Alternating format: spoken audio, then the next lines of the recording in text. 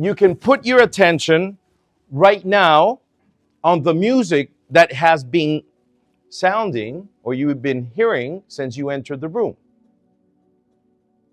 Before you were not aware until I pointed it out. So your conscious mind is like you being inside a cave, a very dark cave, and where you put your flashlight, that's where your attention goes. So awareness, conscious mind. You can now be aware of your ass on the chair. You didn't feel it before? Well, unless you have plastic, right? So you were feeling it, but with your other mind. And now you put your awareness in your ass on the chair. You can see with your peripheral vision the flip chart and the door while you're looking at me. You can taste what you taste right now in your mouth. Coffee, bubble gum, I don't know, some weird shit. You can smell what you can smell right now, right? And you can see this ring. So your conscious mind is where you put your awareness, okay? That means that everything else, your unconscious mind is picking it up. So if I ask you, tell me in Russian, I want to go out and have a steak. Okay, good. So you just passed from the first step of learning to the second one. In the beginning, there was the word. So the first step of how our both mind works is that in the beginning, you are unconscious, incompetent. What does incompetent means? That you are not competent. You lack the skills of what we're doing right now. So you lack the skills to say in Russian, tonight I would like to have a steak. So the first stage is that you don't know, you don't know. Sing me the Turkish national anthem. Now you notice that you didn't know that you didn't know. And this is how we are born. This is blank, right? So in the beginning, you are unconscious, incompetent, which is you, I. And then you realize that you don't know, but now you're conscious. So now you are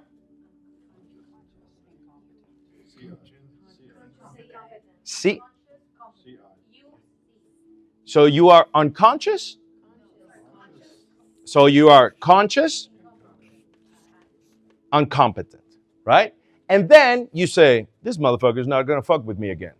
So at lunchtime, you start going to a Russian lab or whatever and begin to say, spasiba, rabota, na zdrovie, da.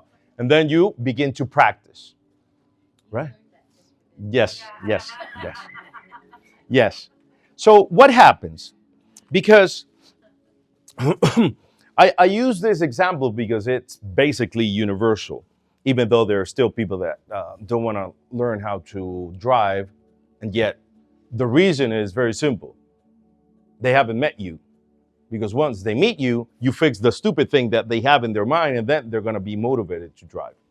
So when you think about it, how many years did you spend in the back seat of that car? Not doing that, but because you were young, right? You were young. You had to be in the back seat, even in the baby seat.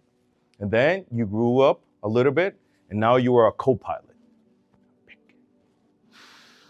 And then the day came in which you put your ass on the pilot seat, and if it was me, nobody was near me because I stole my car, but usually you have somebody with you.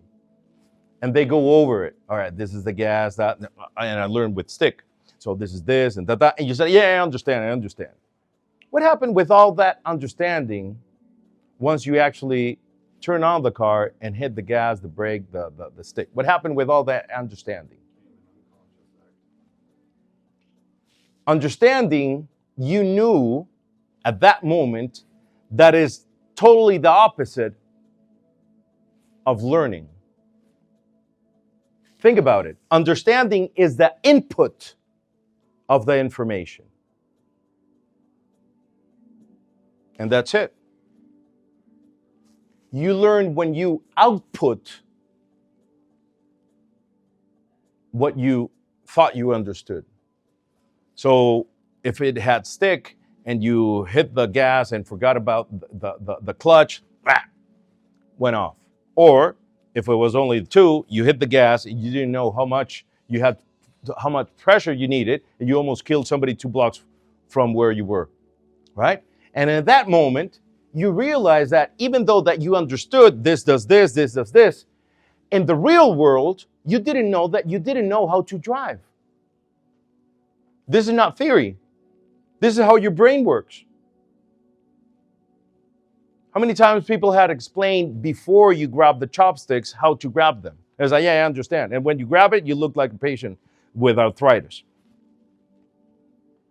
You can even get a fucking meatball.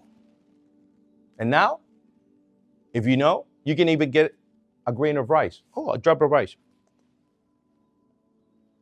So when you begin to engage in the behavior, something happens.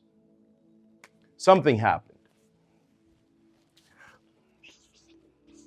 Remember this? Biology, middle school?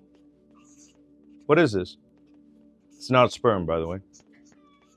Looks like, but no. Yeah. What is this? A neuron.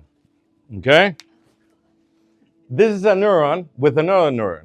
So the first time that you started to hit the gas, watch the rear mirror, the ones on the side, and then do this and this. Of all the millions and millions of neurons that are free because they don't have a job yet, some of them gather in the frontal lobes, where your consciousness is. Why your consciousness?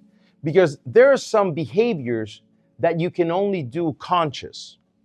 And I'll give you 2 simple examples.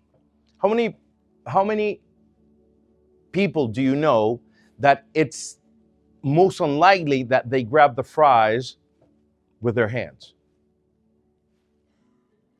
That's gross for them. To grab something with their hands and eat. You get it? Something very simple like that. That maybe they're a little bit afraid of dancing, right? And give them some alcohol, just a little bit. You don't want them drunk, but just a little bit. What happens after? I don't know, everybody has a different limit, but after 4 beers, that person that could be something like Ricardo, big motherfucker like this. And he's like, grab the fries. I'm like, no, I'll use my gloves. I'm one. Or forks to eat the fries. I don't like the grease in my hands, the smell. And then somebody grabbing the fries in my house, and then they're gonna open the fucking fridge. I throw a knife. Hey, wash your hands. I don't want grease on my things, right? But think about it. Or that person that doesn't, they're a little bit afraid of dancing after 4 wines, 2 wines. They're not even tipsy, just a little bit. What happens? Their inhibitions are beliefs that you have in the conscious mind. And they disappear.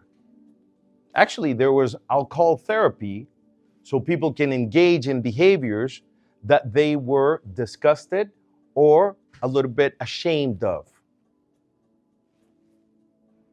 And then they reduced the amount of alcohol, and then they did the behavior but kept up drinking alcohol. So you fix one thing with another one.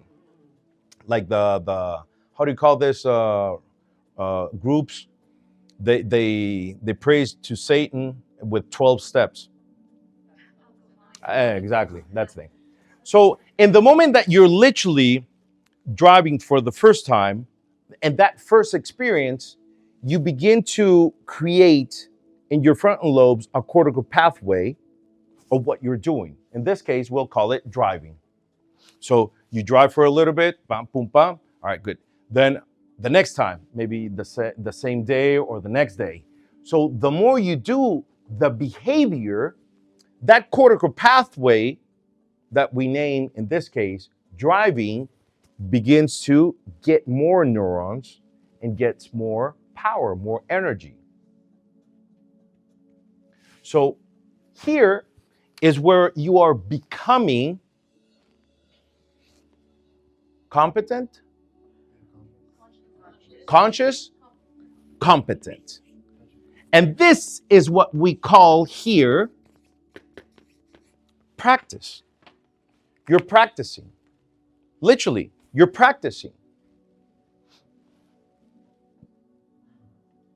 You are creating the cortical pathway in order for, in this case, your body to do this type of movements with coordination and everything. And before, you didn't have it. Literally, you didn't have it the first time that you go to a gun range. So we are born like this.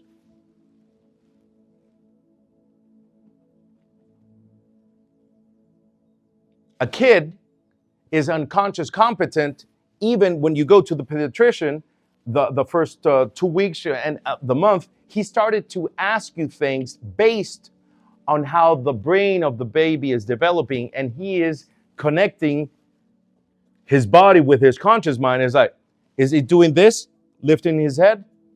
That is one thing that they ask you about. Is he rolling over? Right? And then shoes, when you're doing this, I mean, everything for us is practice. So the things that you don't do is literally because you don't have that cortical pathway. Unless you're in the matrix, they put a USB on your butt, they upload the information, and then you can do an helicopter thing or whatever. You get it? So this is what we call you're becoming conscious competent.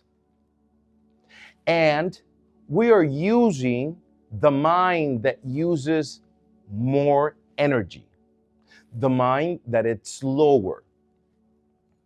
So studies since, I don't know, last 15 years almost agree that this mind is 20,000 times slower than this mind. So if here you drive at 70 miles an hour, multiply that by 20,000, so you can have an idea the difference between speeds, between one and the other one, right? So you do this enough until something happens, we still don't know, but something happens that this cortical pathway has enough, call it like you want, energy, neurons, whatever, that then you're driving and somebody asks you while you're driving, so what are we having for lunch? I don't know. We can have a Russian steak in a restaurant or pizza. What do you want? So think about it. Where was my flashlight? Where was my flashlight? Where was my conscious mind? We can have a Russian steak or pizza. Where's my consciousness? Where's the flashlight? We're in kindergarten. If you hook up, we laugh. That's it. So where's my conscious mind? Yes. Okay, good. Where's my conscious mind? On the food, exactly. So where did I go in order to retrieve that information? Outside or inside? Where did I go? Inside, right? I'm searching for the answer. That's my conscious mind. Because my conscious mind can go, if I ask you, what do you have for breakfast? Or what did you drink in the morning? Even though you're watching me, you are literally putting the flashlight inside so you can search for the answer. Or if I tell you, listen to the music now, you are now paying attention to the outside and you are zooming literally your ears, so your awareness is on the music. So technically, it's the same thing. The flashlight can go inside or can go outside. You get it? Okay, good. But while my conscious mind was talking to them, watching this, I did this.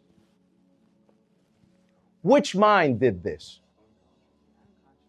Good. So this is where the magic happens, because now I became what?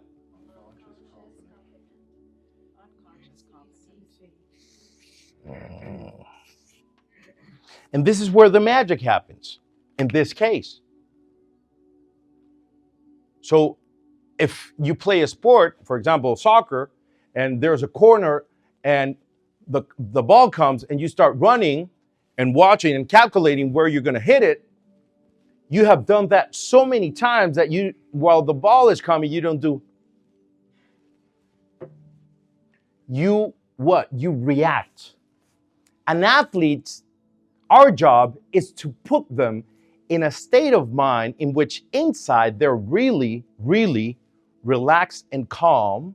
That's what, when you're in the zone, people say it, in the flow, whatever you want. But outside, you see them like active. But inside, they're in the zone. Everything flows like perfectly. And they hit the ball exactly. They know where to position themselves, calculating. But this is all unconscious. When is an athlete at his worst? First of all, when his conscious mind is doing things for him, because now he's going to be slower. And second of all, his internal dialogue is going to be fucking them up. Oh, what happens now? I saw this guy that was very good. So this is where the magic happens. But think about it. We're talking about a behavior, right? We're talking about the stick, gas, da boom ba. What happened with somebody that was stupid like me once and saw a girl smoking Marlboro? So I went to her and was like, "You have another one? Excuse me." She's like, "Yeah, sure. You smoke?" "Oh, yeah. Thank you." What happened? Is it? No, it's stronger than the ones that I that I smoke. And then we had like 3 or 4 more. Then I don't know. We start making love, and then she turns or lights up a cigarette. I light up a cigarette. Good. But the first time that I grabbed a cigarette, I didn't know even how to grab it. Why? Because I didn't have this information in my mind or my body. I didn't know how much I needed to inhale, how far near the light has to be from the cigarette. I was lighting up almost in the third quarter of the cigarette. Very smooth, that moment. And then at that time, 2 years after, if there would have been cell phones, and I received a call that maybe my grandmother was sick, and you saw me through this window that's open, and you see me talking on the phone, and you count that I smoked 6 cigarettes and a half. And when I came in and you asked me, how many times did you smoke? Do you think I'm going to say, I smoked 6 cigarettes and a half? Do you think I would say that? You drive from your house where usually? Every week? Yeah, but where? Okay, good. So, and you have been doing this for how long? Okay, good. So let's say 10 years. 10 years are good? Okay, good. So imagine that you're driving from your house to your work, and as soon as you step out of your car, I arrive. Hey, how many times did you hit the brakes? The answer is no fucking clue. Why? Because probably your conscious mind was thinking the things that you needed to do at work. Maybe you were on the phone, maybe you were singing, while unconsciously, 90% of what we do it with that mind, based on how we taught it to do. So literally, during the day, we are letting our unconscious take over 90% of the things that we engage in. So the term unconscious is not that you're a zombie. No, it means that you taught through practice this mind to do something. So when you get in the shower, you don't say, I'm going to grab the shampoo with my right hand and da ba ba. You literally do the same routine, even if you're traveling, and you begin with the same place, right butt cheek, or you do this, and if you do it right now, in a different sequence, it's going to feel what? Yeah. Just imagine. What do you grab with your when you open the shower, right? Do shower, not bath. What's the first thing that you grab? With which hand? The right hand. Okay. What do you grab? Turn on the water. Okay. And what do you grab first? Soap, shampoo, what? Depends. Okay. Soap. Okay. Soap with which hand? My right. Okay. And then you do this? Or you put it under water? I don't know. Loosen up your hand. Okay. Imagine you go into the shower and open the water. It's good. You get in. What do you grab? The soap. Okay. And then do what? And then just put it under the water. Okay.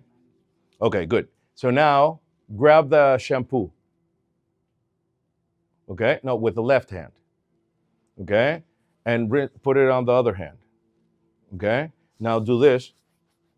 Okay. Now where do you begin usually? Okay. No. Now begin here. Do it. Okay. If I ask you, how does it feel? Your conscious mind maybe want to sound very smart and say, good, because this is hygiene. It does. But the real answer is it feels awkward, different. While you're doing a sequence different of how you learned it, how you practice it. Think about it. You have your own way when you get out of the shower with a towel, how you dry yourself, right? Imagine that first time you took a shower with somebody else and you allowed that person to dry you. In the beginning, it's like, oh, love, yeah. Oh, But after a while, when the honeymoon effect is going down, and she begins here, and you usually begin the back, it's like, and she's doing this, you're like, because you want to fulfill the sequence that is how you literally dry yourself. And that is this. That is the sequence that you taught yourself. When you do eggs, I love this example. Eggs, right?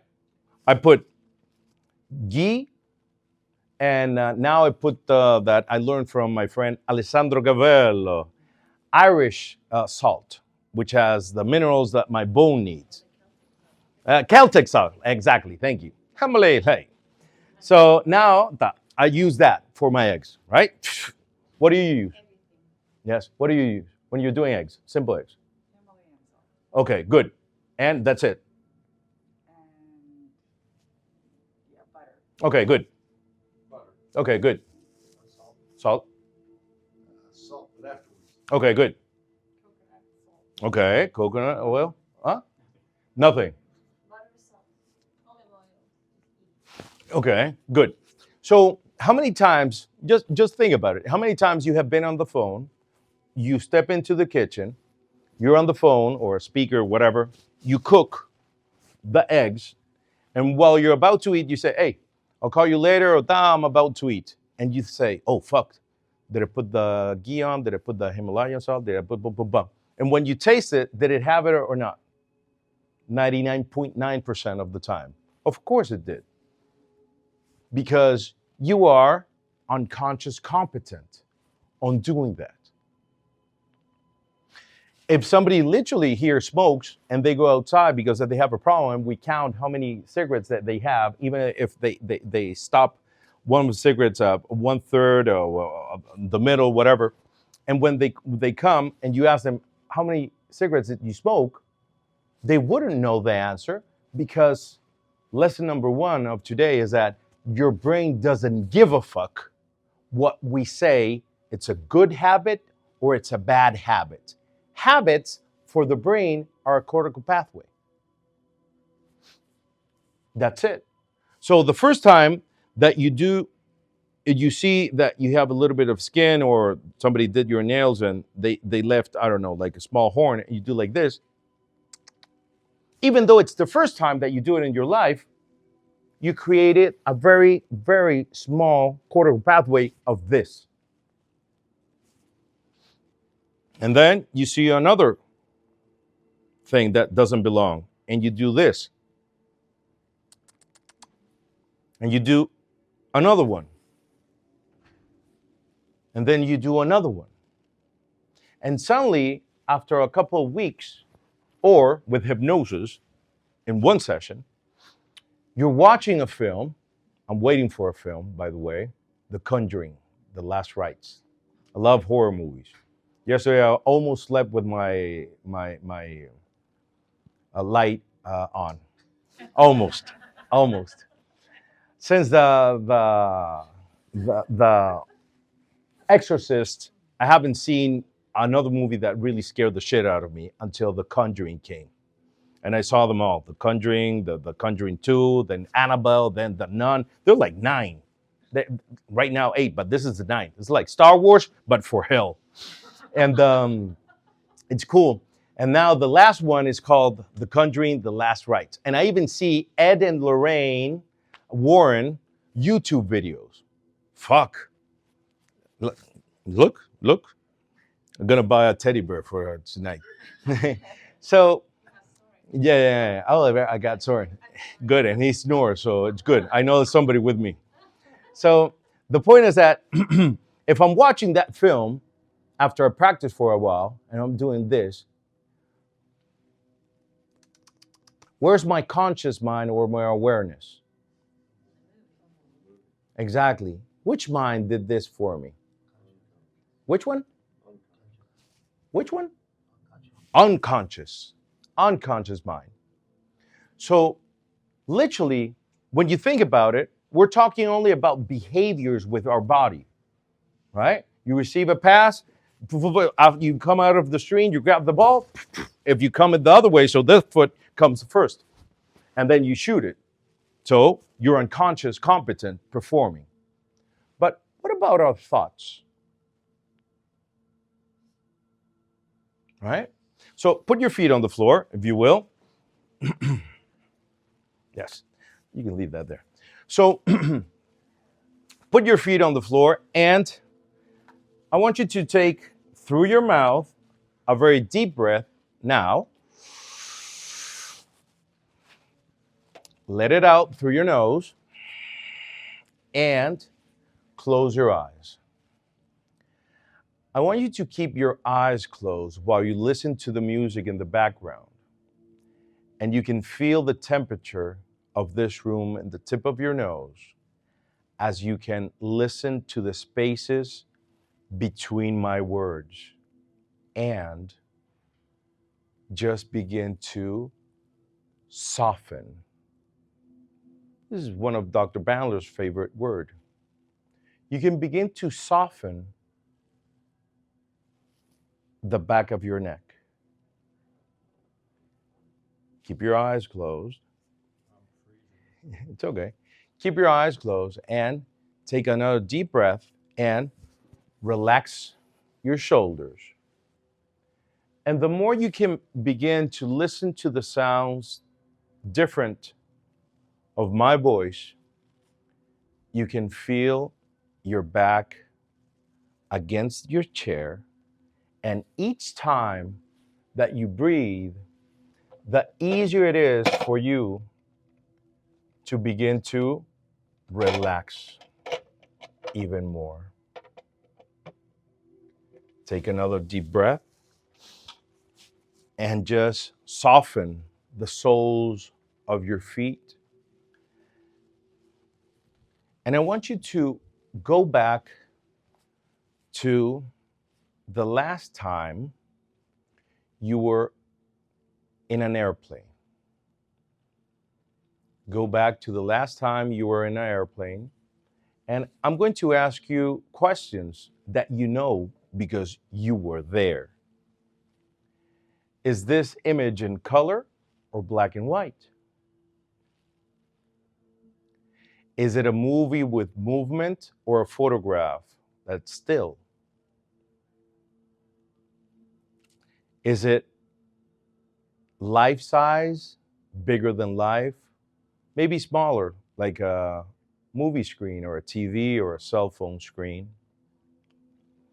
Are you inside the image so you are reliving it through your eyes, or you are outside of your body and you are watching yourself. Is it blurry or crisp or high definition?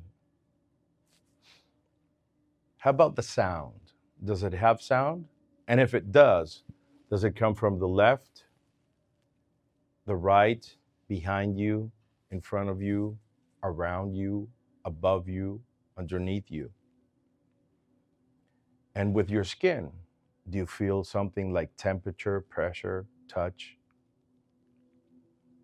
How about the smell?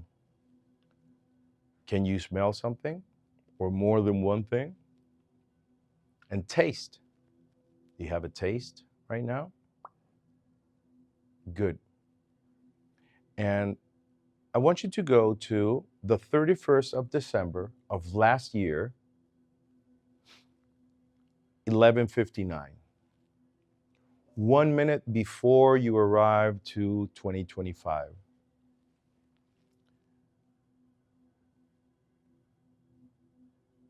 The image, is it color or black and white? Is it a movie or a photograph? Are you inside and reliving it through your eyes, or you are outside and you can see yourself? What size does this image have? Bigger than life? Life size? Maybe a movie screen or TV or a cell phone? And is it blurry or in high definition? Crisp? Does it have sound? And if it does, where does it come from? With your skin, do you feel temperature, pressure, any type of touch? Good. Is there any smell? Any taste? And now, look at yourself in the mirror in the year 2028. Do you see something? Do you hear something? Do you feel something? Smell something? Or taste something? Now, feel your feet touching the floor as you listen to the music behind you, and wiggle your toes and smiling, open your eyes. Open your eyes. Tell the person beside you, what would you like to have for lunch? Russian steak.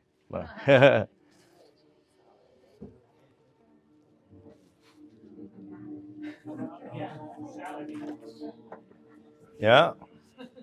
Okay, good. So let's begin.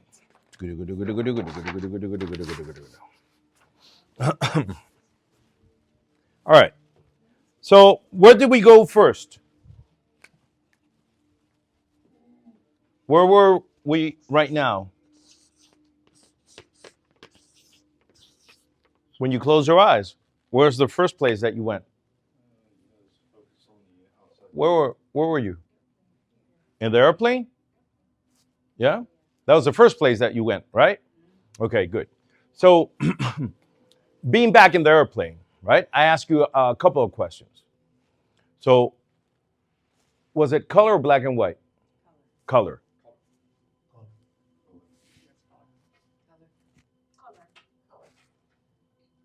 All right, good. Was it a movie with movements or a still photograph? Movie. Photograph. So you're stuck in your past. I love language. Right? You're stuck in that moment. Right? No, it's a photograph, right? You? Movie. Okay, so now we're starting to notice who's weird. Right? Because in psychology, you have the general and then you have the exceptions. That's why we're never going to be, or we won't want to be a science. Because in science, you talk about groups, you talk about statistics. In NLP, we talk about what we are, a individual. So what does this mean? That he has his image as a photograph.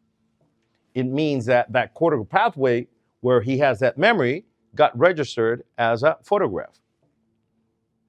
Doesn't mean that his mother stopped breastfeeding him too young, or he's Uncle Billy's dick while peeing when he was 1.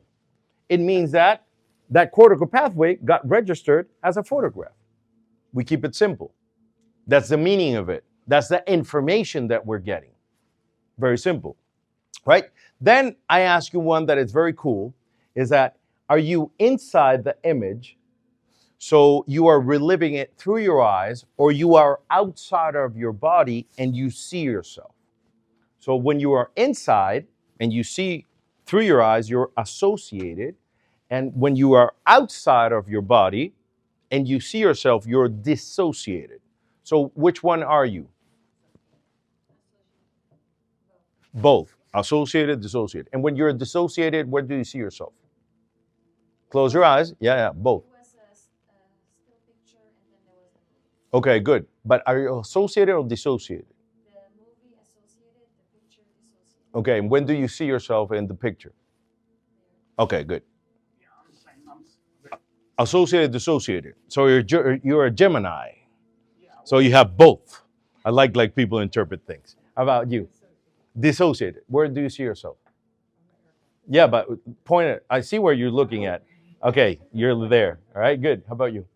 I flip back and forth constantly, and when I'm disassociated, I'm back here looking at myself. Okay, good. Associated. Okay, you're in the airplane. Associated? Okay, good. So then what is the size? It could be bigger than life. It could be life size. And when I say movie screen, I'm just saying movie screen. I just want to give you a reference of kind of like the size of maybe a TV or a cell phone, right? Size for you. Life size, good.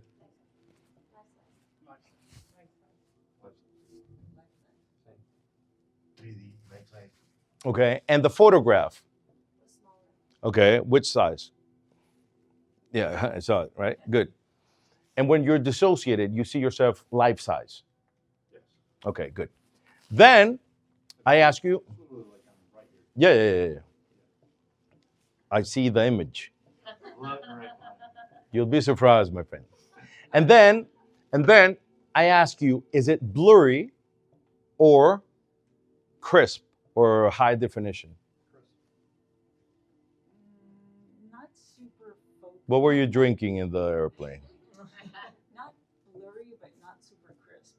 Okay, give it a word for you. It was your word.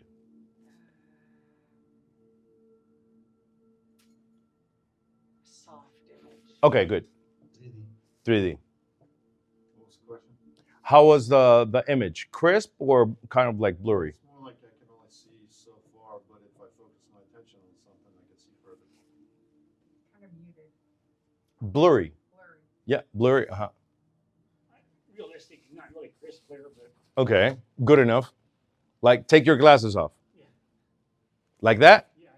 No, it's like definition, but not blurry. Okay, good. Thank you. Put them on again. How about you? Yeah. The image was blurry. Yeah. The movie was like my word would be like a French word when you say the word. Like to me, it was French. Yeah. It would be flou. Okay, flute. Super. So then I ask you about sounds. Who had sounds? You had? You had? From where? Show me. The noise of the Okay, watch this out.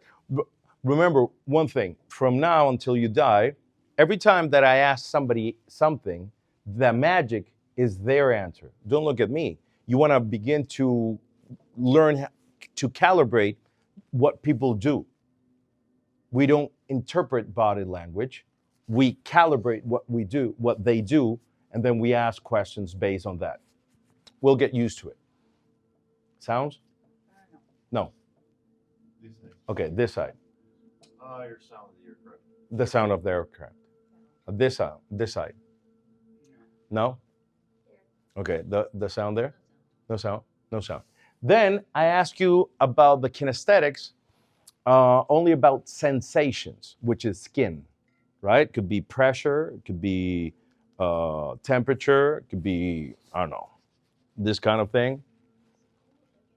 Okay, good. Well, you've been with me for a while. I don't know what the fuck is your sweater. How about you? No, no. Yep. How about you? No? Yeah. Relaxing. Yeah, but sensations. You're talking about internal. I want external. Yeah, yes. Medium soft. Okay, good. It was cool. I must have missed that part. Okay, good. The temperature of the airplane? No? Okay, good. Then we got the olfactory. Any smell? Smell? Yes? What? Carpet, even the like the heat on the airplane. Okay, good. Metal. Yes. Cologne and like old food. Cologne and old food. Like, Where are you going? Back to Vegas. From where? Panama. I understand. You have the chickens upstairs and all that, right? How about you? No? Do you? No? You? Okay, and then gustatory. You had any taste? No? No? No? No? Yes? Old food. Yeah. How about you? Ginger ale I was drinking. Ginger ale? Coffee and then Coffee? Coke and Okay, good. Then I told you, go back to last year at the 31st of December, or December 31st at 11:59. 1 minute, and then it was New Year's Eve, right? So, color, black and white.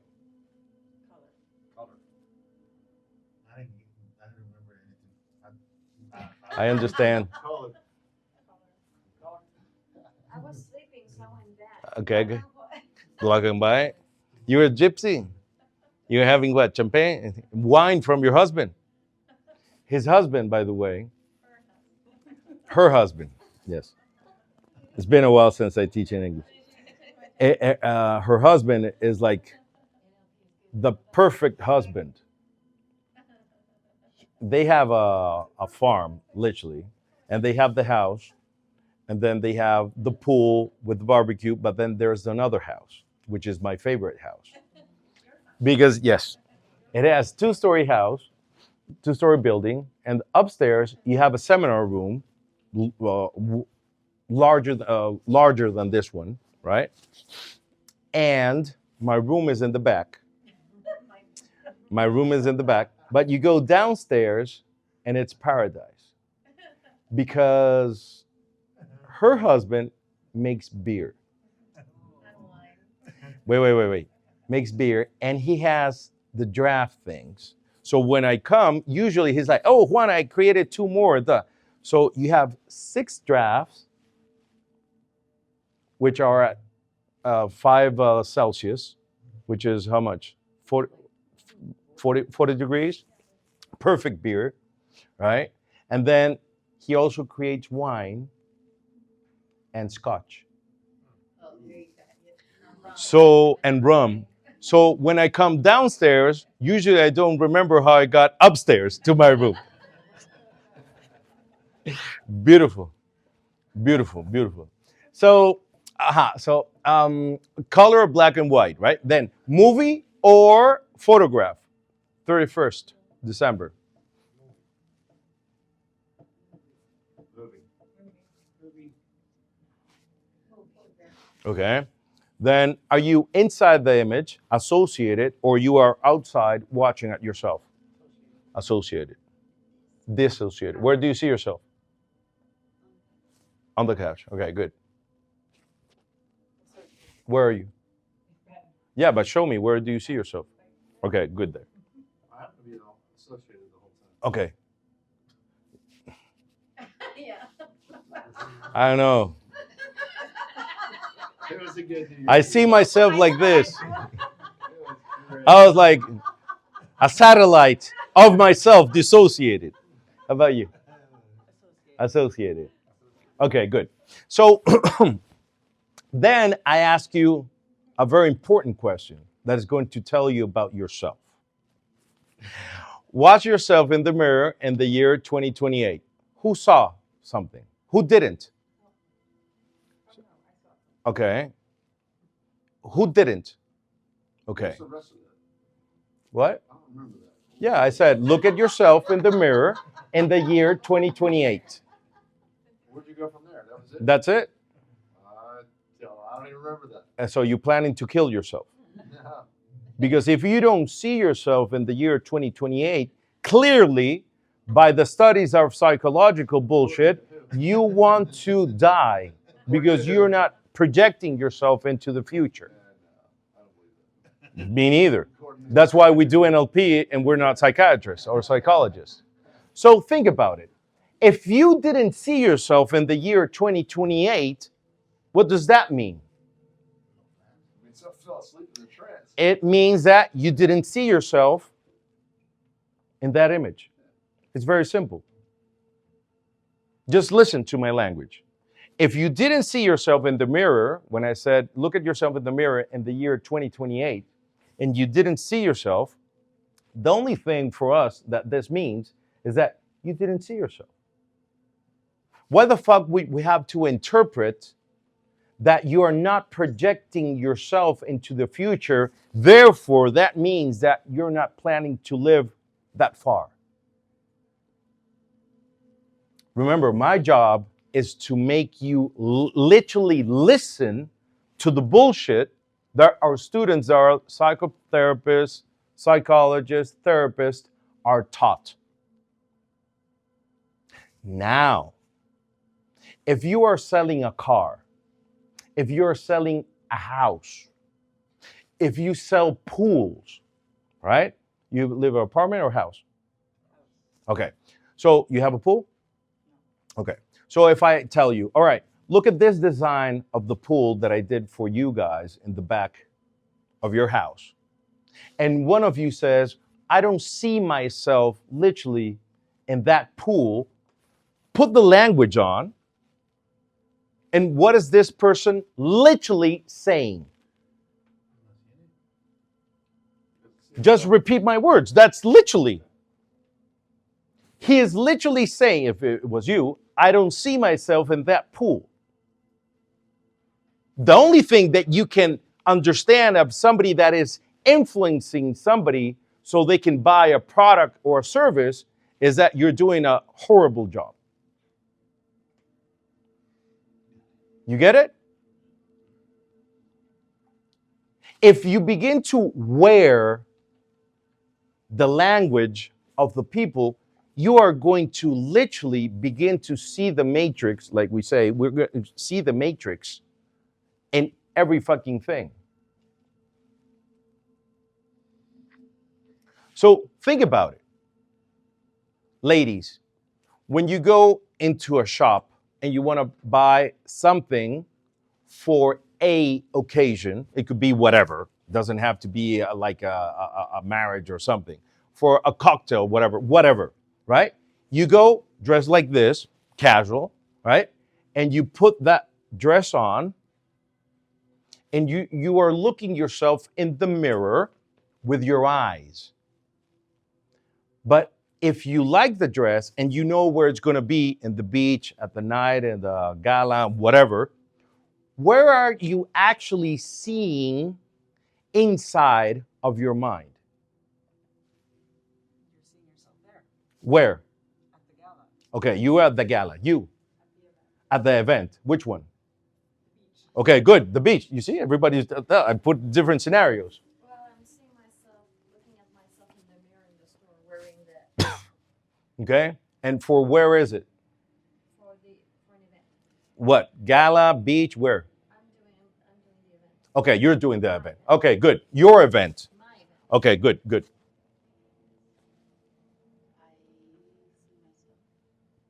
see myself at a party. At a party? Event. Okay, now, gentlemen, you're gonna wear a tuxedo for a black and white party, you know, like James Bond. Okay, good. So, wear the tuxedo, and where do you see yourself? Even though you are hallucinating that you're watching yourself in the mirror. I mean, at a formal party. At a formal party. Formal dining in and stuff, yeah. Yeah. I see people like this. It's like, hey, come here. Thank you. Here you go. Where this came from, there's more. So circle around. How about you? I see myself Argentina. That, learning the tango. Okay, good. Mucha. Okay. Fine dining restaurant. Okay, good.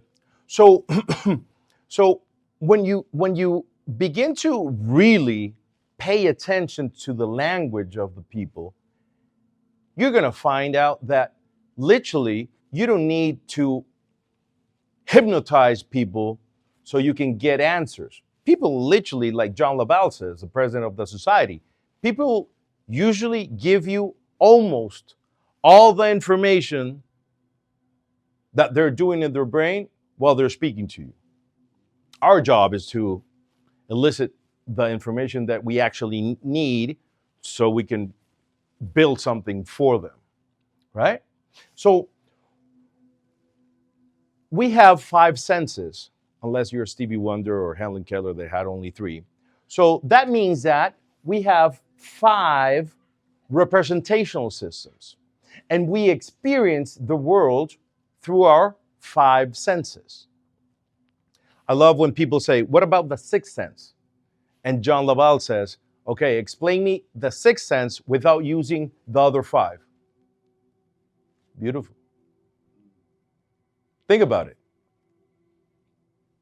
I'm not saying that there's not, but it's beautiful because how can you describe the 6th sense without using this 5? It's a what? It's a feeling, or I see things, or I hear voices, or blah, blah, blah, blah. But you cannot explain the 6th sense without using one of these. So how the fuck can you explain it? We still don't know, by the way. It's a big interrogation mark, but it's a beautiful question, right? Work on it. Tomorrow we have a test about that, okay?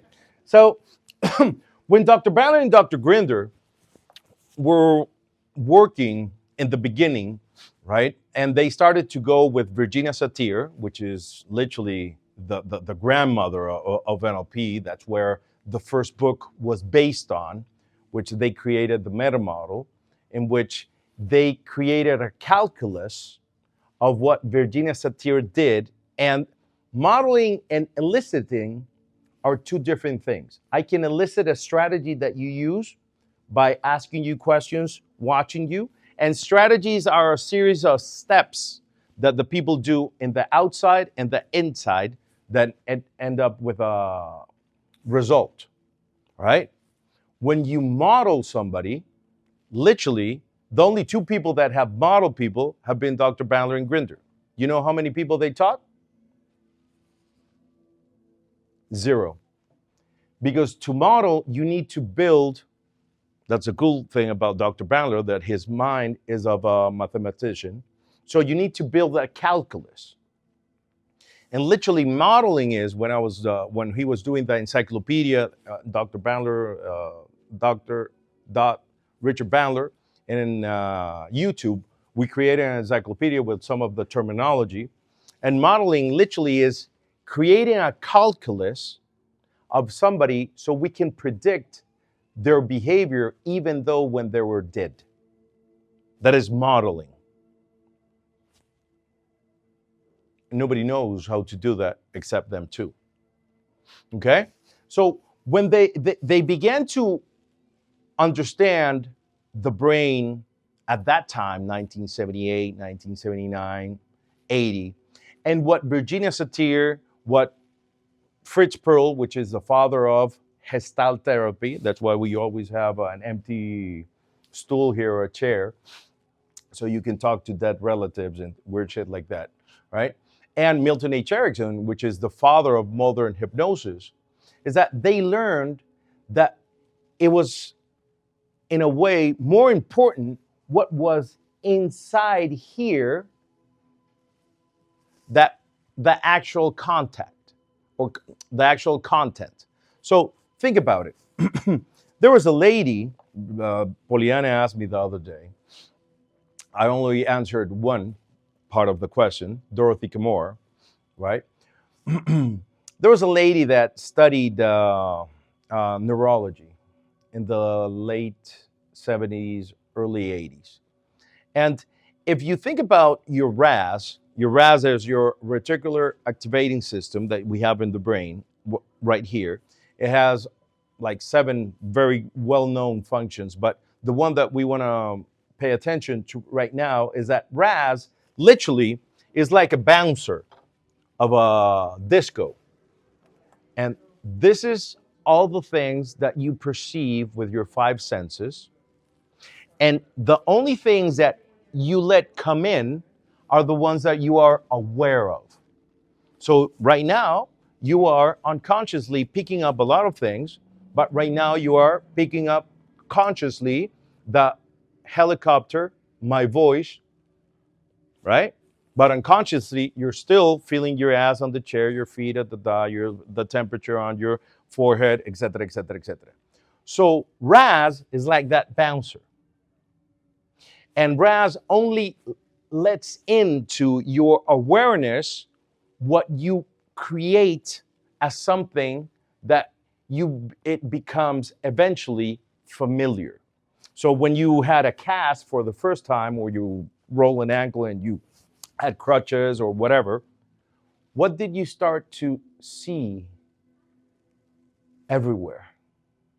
People in wheelchairs, people with canes, people with crutches, people with the thing here, the sling.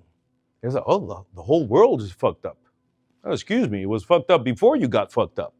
But now, since it's a familiar pattern, now your RAS that before, since it was not familiar, left it out, now it lets it in. When you listen to a song, it's like, oh, fuck, this song is beautiful. Wow, and now you hear it everywhere. He's like, what's the name of this song? I love it. It's new. What do you mean new? Yeah. La, na, na, na, na. I sing very well, but it sounds bad. It's Frank Sinatra. Fly Me to the Moon. Oh, yeah, that one. And you put it. Oh, yeah, man, that's great. I love it. It's new, right? The fuck? You were not even in your father's balls when that song was on.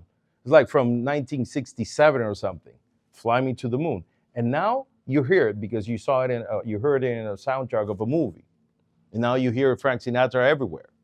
If you play basketball, you play soccer, you play tennis, whatever, and you're driving from here to, I don't know, Reno, okay? Suddenly you see all these basketball courts or golf courts because now you start to playing golf. But before, RAS left it out there.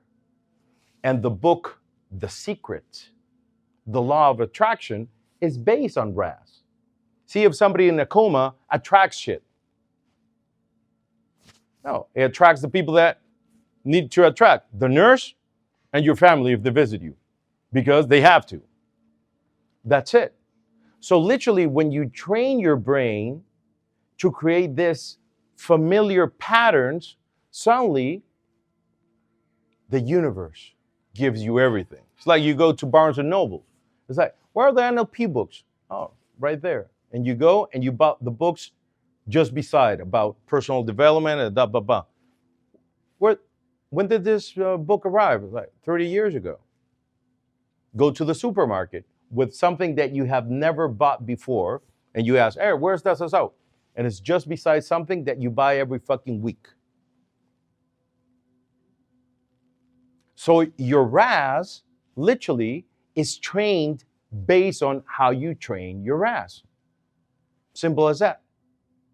So when Dr. Bandler and Dr. Grinder is starting to realize that something here was connected to here, they learned about this lady that was a neurologist, and she got bored and said, I'm going to study something else. Instead of studying, I don't know, how to do sushi or something, no, she went and studied gastroenterology. So later on, further in her career, she was in a party, she said, and a kid was running and slipped and almost hit his head in the corner of a table, and somebody with his feet like stop him like that. And she saw that almost everybody did like this. And that immediately, what was her second career? Gastroenterologist. She asked herself, why did everybody touch, or either her first career, their brain and that moment of scaredness or panic, or the second thing that she studied. Why did nobody say, did like this, or did like this, or did like this? So she immediately went into the lab, and she's like, I'm done with the opening, I don't know, parrots and monkeys. She asked for corpse, and she found something that now everybody that studied medicine, thanks to her, she discovered the cortical pathways that go between your digestive system, some hollow organs, and your brain. We have cortical pathways here, and this is what we call in medicine the enteric nervous system. That's the name. That's how it appears in the fucking encyclopedia. And then you have people say, so they can be famous, oh, we should call it our second brain. It's called the fucking enteric nervous system. I don't know why the fucking people want to change things so they can credit, but I don't know. That's why Tony Robbins still has lawsuits from us, from the society, so you know, by changing things that are licensed by the society. So if you think about something that scares you or it's gross for you as an animal or an insect, think about it. You got it? Gross, yuck, or scares you? You got it? Okay. So remember, you're here, but you're here. So where is it? Show me. Okay, it's there. All right, good. I had a couple that the guy did like this. Like, yeah, exactly. It's like, I understand. Good. Okay. You have it in your hands? Good. You? I know. We fix you. Yeah. But think about another thing. Oh, yucky. Good. You have it? Okay. You're pointing at me? Good. I have difficult thinking of something or seeing it. Yeah, but anything. I guess it'd be here. Okay, good. Okay, good. Okay, so from 1 to 10, how strong is this negative feeling? 1, 10, 9 or 10. So 9.5. Good. How about you? 6. 5? I'm still trying to think of something. Okay, good. 8. Less than 1 maybe. Okay, good. Okay. And is it color or black and white? Even if the thing is black, even though if it's black, it could be in color. Like, all right, you get it? How about you? Color. Yeah. Color. Okay, good. Is it 3D, like real life, or 2D, like a Tom and Jerry cartoon of the 60s? 3D. I feel left out. It's okay. It's good. That's what happens when you come to so much NLP seminars. It's like, I'm fixed. I don't have this shit. We can create one for you. It's okay. How about? Is it 3D or 2D? Okay, good. Now, this question is very important. Is it the size in your mind that you're seeing it? Is it the life size of the thing, or is it bigger than it actually is? Very simple question. That is that you're lying consciously. Yes. No, it's life size. What is the real life size? Show me. How would it be? Okay. She started like this. Did you notice? And then she started to shrink it. Go with the first one. Go with the first size. Exactly. So in your mind, it's a little bit bigger than in actually real life. Hey, this is why you're here. No, it's not maybe, because you did like this, and then she's like, oh, but it's not like that. Really, it's not like that. It should be like this. But the important size is the one that you have in your mind. That's the point of the exercise, right? You? Is it bigger than life or normal? Life size. It's a little bit bigger than A little bit bigger than life. You? Life size. You? Nothing? You? Life size. Okay, good. Now grab that and put it on your knee. Grab it and put it on your knee. Just put it on your knee. Just watch that thing in your knee. Just watch your knee and watch that on your knee. Exactly. Okay, good. Okay, good. So what happened? Watch it on your knee and what? Okay, good. Okay. Now watch it on your knee and what happened to the emotion? Did it go up or down? Yes. From 9.5, now it's 95, right? How about you? Okay, good. Yes. So where is the thing? Where is it? Exactly. Even though you are watching it here, right? Just changing something made the emotion go up. Now, put it on my seat, the size of a grain of rice, in black and white, 2D, and blurry. Put it here. Now what happened? It was 6, and now? Then it went up through the roof, and now? When you see it here, the size of a rice, grain of rice, black and white, blurry, and 2D. 2, 2, 0, 2, 1. So what happened? Think about it. What did you change? Yes, but what did you change? The size, the color. Okay. Yes. So, ¿cuál es esta calle? Tropicana. Okay. So, this is Tropicana. This is the MGM. Yeah, MGM. This is a small hotel. Then we have this hotel. This is the lobby, right? You come through the lobby. Here's the reception, right? And then we're in the corner here, right? You got this door. You got this sliding door. I'm here. This is a flip chart. This is my chair. All right.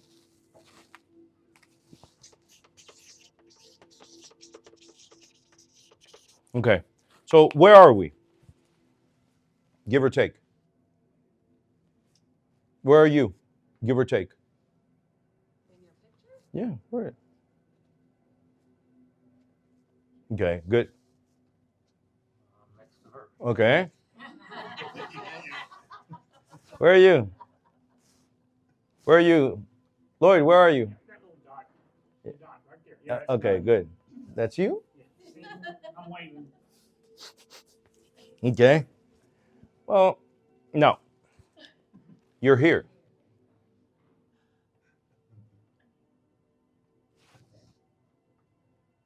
You're here. What is this? And in the military, we call this a what? A map, right? So the map is a representation of the, and how we call the reality in NLP? Beautiful. So the whole base of our work is in these two flip charts. The territory is everything that you can perceive with your 5 senses. This is the territory. Right now we're speaking in English. Well, I'm speaking in English, right? And in order for us to understand, we had to create names or sounds so we know what the fuck we're talking about. De lo contrario, entonces nadie entiende, al menos que sean 2 personas. So if we say, how do we call this? We created in English, and in almost every fucking language, an encyclopedia in which we can explain or name the territory. So if you search in the dictionary, a marker, I don't think Sharpie because Sharpie is the brand, right? But what is a marker? And then it's going to appear. Piece of plastic with ink, bam, boom, bam, so you can draw, blah, blah, blah, right? So this in the territory, why is this in the territory? Because you can see it. You can smell it, can feel it, you can taste it, right? This is the territory. So this is a marker. This is a Sharpie. So if I say marker or Sharpie, we all know what the fuck I'm talking about. This is a chair or a stool. What other name? Those two? Good. So if we say stool, high chair. So if we say high chair, stool, whatever in the encyclopedia is going to give a very simple description of this territory. What is this? A rug. So if I say rug, we all know based on language, what are we talking about? So the territory is everything that we can perceive with our representational systems. That is the territory. But in NLP, we know very well that the territory is not the map. Because the map is your representation of the territory. So if I say, yesterday, I was in the airplane and somebody didn't have their headphones on. So I took mine off and I said, excuse me, put your headphones on or turn that off. Thank you very much. In my map, that is how you talk to an animal that is not considered or considering people that want to sleep and don't want to listen to what the fuck he was listening. Maybe in your map, you would have done this. Bing! Excuse me, I think there's somebody without their headphones. To me, that's a chicken shit. But that's my map. You get it? Think about it. If you think about a pen. No, pen. Bolígrafo. Yes. Think about it. If we say right now this. If you say this, think about it. People say, why the fuck do you spend so much time explaining this? This is where the money is. This is a pen. So we all understand the word pen. And if we go to describe this, literally, artifact of plastic, of metal, that has ink inside and use it to write. Good, right? So think about it. Do you think the map of Cristiano Ronaldo, Messi, Michael Jordan, Kenny Rogers, Brad Pitt, do you think the map that they have for this is going to be the same for you when they go out?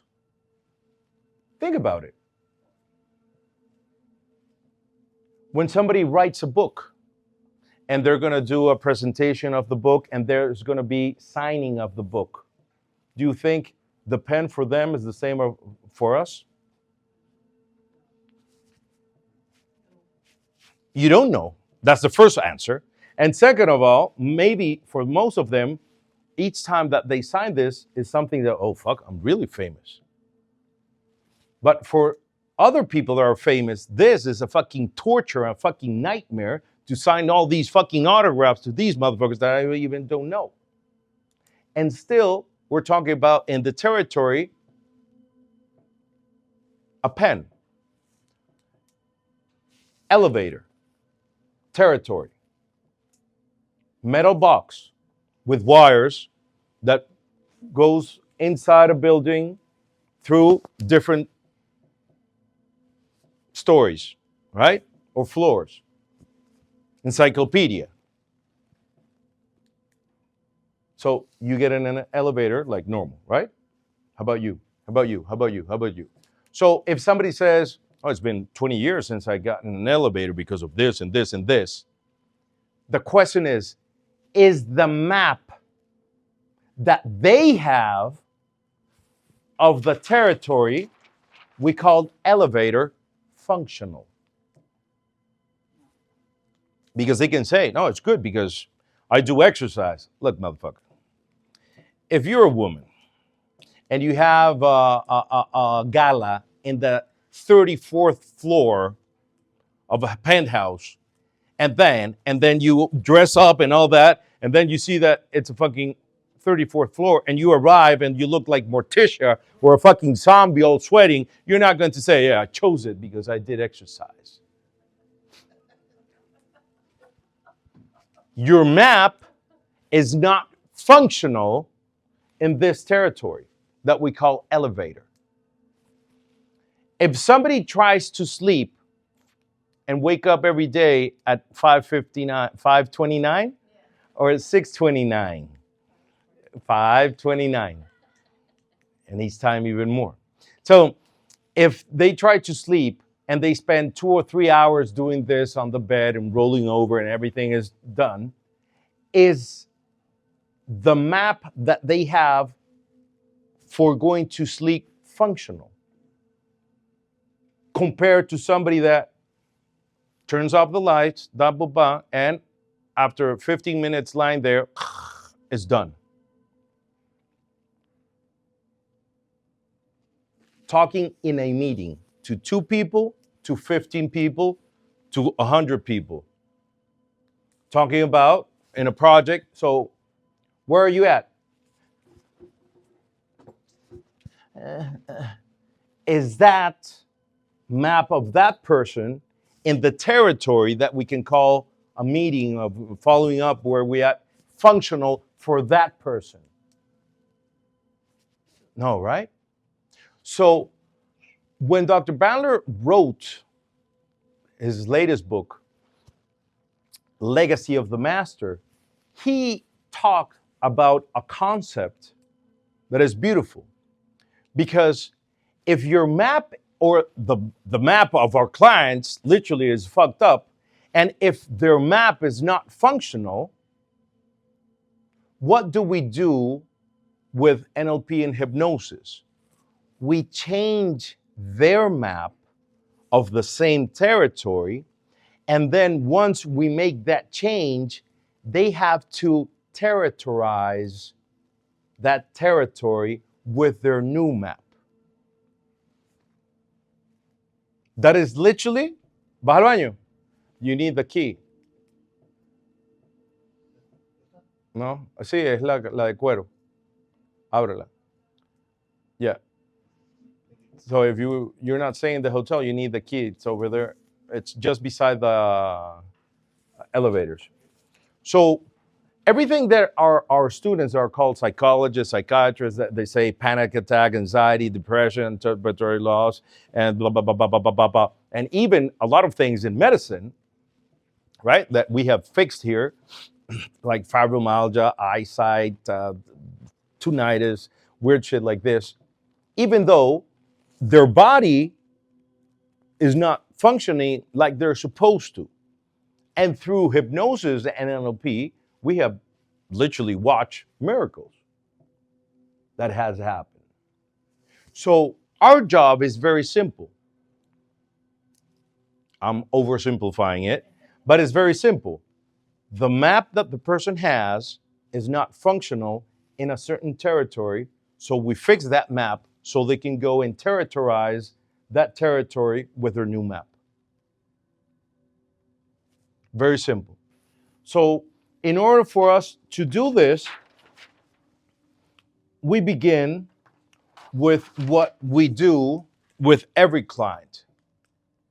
We create rapport with their unconscious mind, because it's through the unconscious mind in which we create beautiful changes. Obviously, you have to design with them that desired state that it comes with a conscious mind. Remember, you have to aim at something and then prepare and then shoot.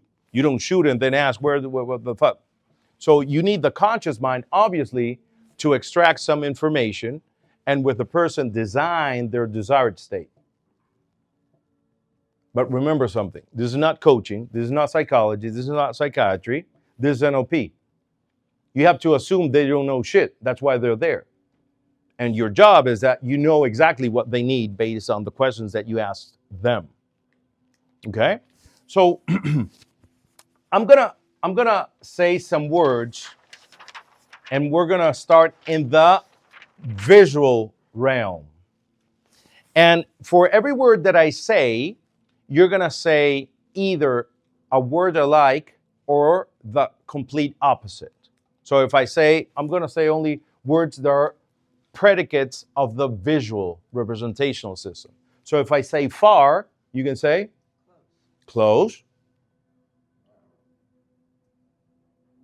opposite, or the same.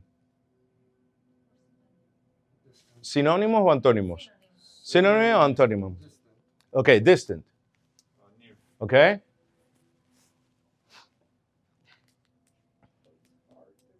They're all taken. Okay, tall. Short. No. Tall. You can say one of hers. That. Okay, high. Midget. Small, tiny, huge, humongous. Okay? Good. Wide. Wide. Expansive. I understood expensive. Okay. Expansive. Okay, good. What else? Narrow. Long. Okay. Black.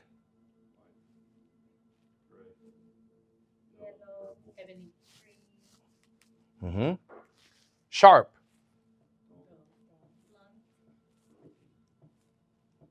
Okay. Good. Auditory. Conversation.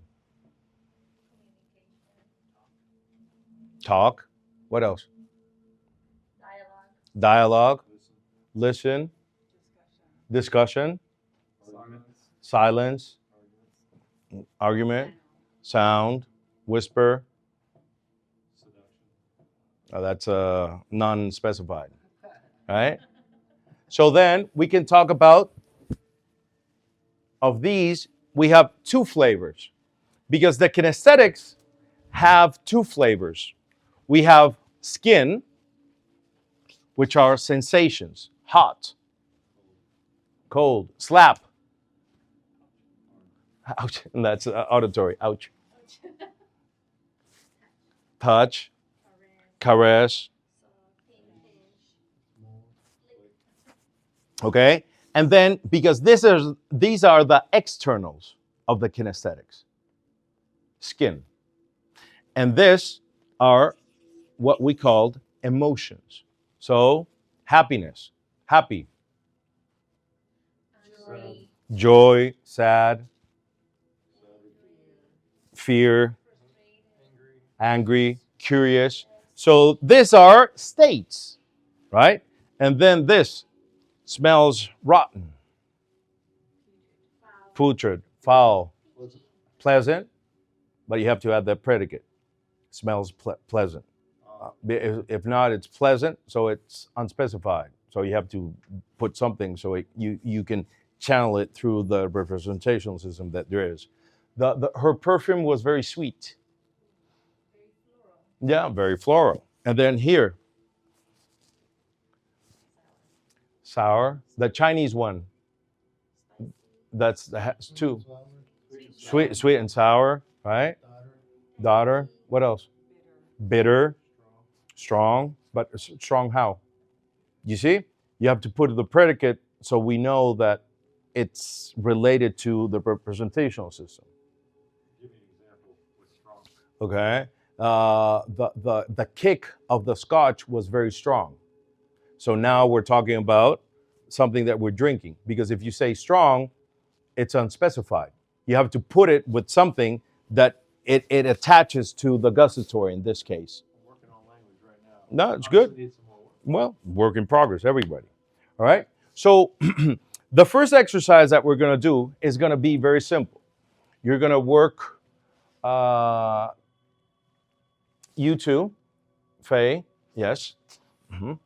You two, you two. All right. You work with Katia and you work with Poliana. Okay. First of all, let's pair up. All right. Let's pair up. Let's use the chairs. And remember, in NLP, exactly. All right, good.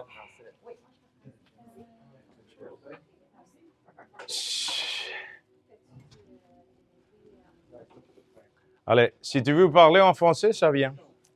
Si, c'est bien, c'est parfait. All right. You get in here. Okay, good. So this is the exercise that we're gonna do. All right. The exercise has two parts. Okay. You begin. You begin. You begin. You begin. We are all in the beach. You're gonna have 5 representational systems. So you're gonna start a phrase with any of the representational systems using a predicate of that representational system. And then you're going to jump in the same beach and create another phrase in another representational system. All right? So you say one in one representational system and then the other one in another representational system. The second one, your partner is going to calibrate because they are going to create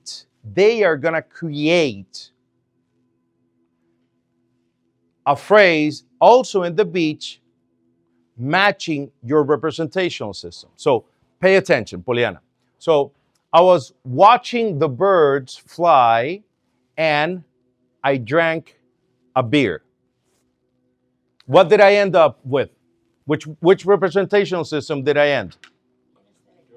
Gustatory. So her has to be different of a beer, but also gustatory. And then she jumps to another one. The flavor of the fresh watermelon made me jump of joy. Okay. So she finished with joy, right? Kinesthetic.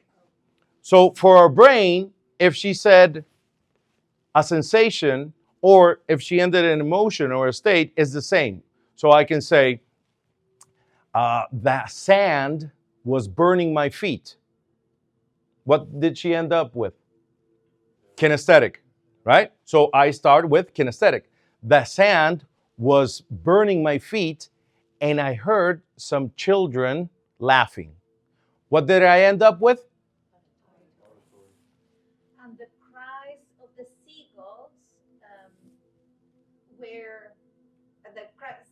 seagulls were accompanying the coldness of the water. Okay, she finished with kinesthetic, right? So I'll say, I was feeling curious, which is also kinesthetic, when I saw a woman topless because she had an Adam's apple. Okay, good. So you get the point, all right? So you say two, and then you begin your phrase with the last representational system and then jump to another one, all right?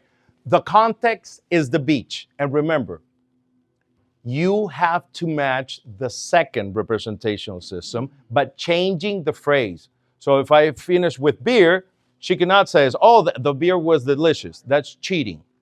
You have to create your own. Yes, the first exercise is in the beach. All right? No. It's in the beach. All right, let's begin. Yeah, let's go until I say so. Go ahead.